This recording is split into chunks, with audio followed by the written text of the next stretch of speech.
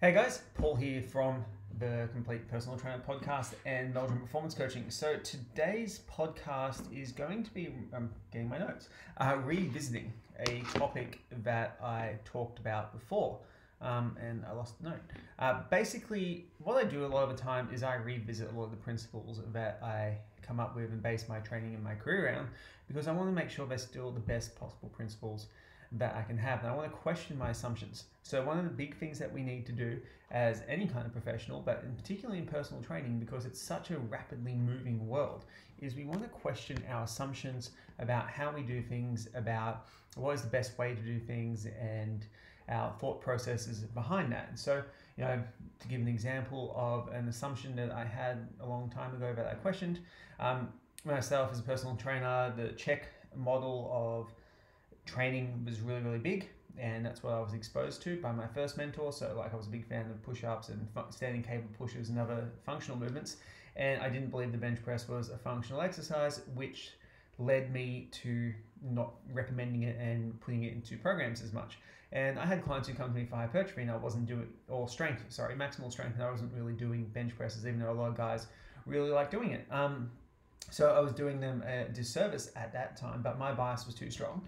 So what I did is I had to reevaluate that and see, was the bench press really a bad lift? Was it really going to destroy shoulder capsules if people didn't, only went to that passive range of motion, which is one of the tests that I was taught to do, which everyone gets to there, so silly.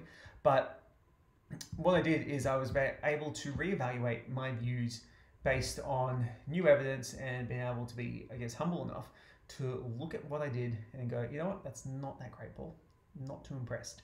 And it's something that I really recommend that a lot of people do. And a lot of the questions I get from my students are met back with questions about assumptions about people, about training methodologies, and looking at nuance and just getting a more nuanced understanding of it. And the thing that brought this up was I was reading this book called Think Again by Adam Grant. I picked it up. Adam Grant writes, he's a good writer, but it had Daniel Kahneman and Brene Brown on the back, and they're really, really good writers. Daniel Kahneman, particularly when it comes to cognitive biases, and anything that kind of gets me on the point where it makes me re-examine what I know or what I don't know, is, I think, very, very valuable as an overall tool to how to do things. And one of the tips that I picked up from the book was getting rid of the idea of best practices. And I've talked about before in the podcast about what's the best practice as a personal trainer. So my first instinct when I read that particular sentence, like get rid of best practices, was, wait a minute, you need a best practice. Best practice is, it's the best practice. And I had to look at it and read it again and go into it with a little bit more nuance, a little bit more depth, and looking at it from multiple perspectives. The idea of getting rid of the best practice is to get rid of the idea of a static best practice. So what often happens is once we establish a system or we establish a way of doing things and we think it's the best practice, that's it. It's done. It doesn't evolve. And that's not really the best way to go about doing anything, because if I decided from a long time ago that doing functional based cable push and pull and push up type exercises was the absolute best practice, and that was it, I would still be doing the same stuff today, where things are very, very different and very, very evolved from that point. So what it allows you to do is getting rid of the idea of best practice. It's shifting your mindset in the way that you look at it.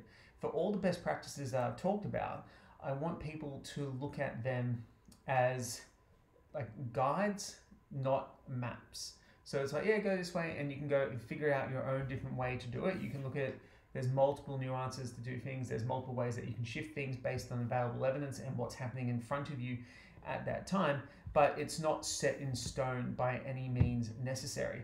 So examples of that would be, I've changed recently how I would coach dumbbell rows, and the context that I'll teach them in, based on doing the Prescript Level 1 coaching course and looking at N1 education's vast amount of education that they put into targeting the lats and targeting rows. And what I've been able to do from there is, there's not just one way to do the dumbbell row.